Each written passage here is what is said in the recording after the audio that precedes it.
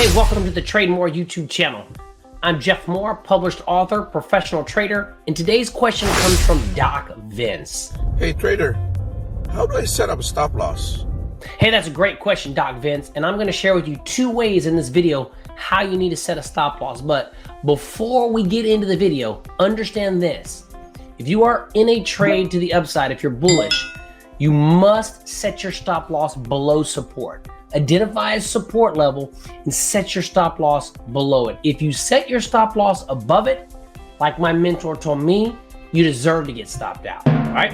If you're in a bearish trade, identify resistance and then set your stop loss above resistance. If you set it below resistance, you deserve to get stopped out, all right?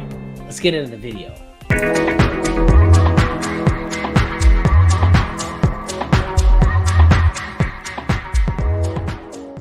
All right, so we're going to take a look at this example, okay? So you got to be in the trade, number one, right? We're going to take a look at AT&T. I'm in this position to the downside. I'm at 33%.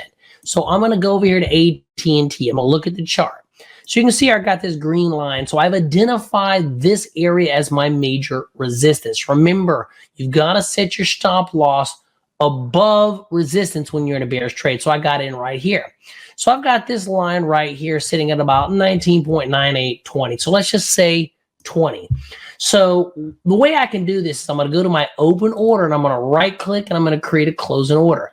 I got into this at $1.47. So let's say that I did not want to lose more than 47 cents. So I wanted to get out if the option itself goes down to $1. So what I can do is I can do a stop and I can type $1 right there. So what this is saying, this is a condition based on the option price, that if it goes down to $1, get me out. That's one way to do it.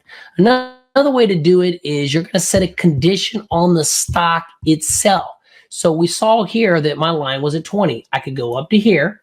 I could right click and create a closing order. But instead of putting a stop loss based on the option, I'm going to go to market. I want to do good till cancel. I'm going to click this little wheel and I'm going to set a condition based on the stock movement itself. Okay. So in this is at or above, and I'm going to type in 20. All right. So what this is saying now is to the market maker that is if the price of the stock goes to 20 or above, it's going to get me out of the trade. So it's not based on the option. It's based on the stock itself. So you can do it one of two ways. Again, based on the option price itself, or you can do it based on the stock price, okay? The movement of the stock at or above.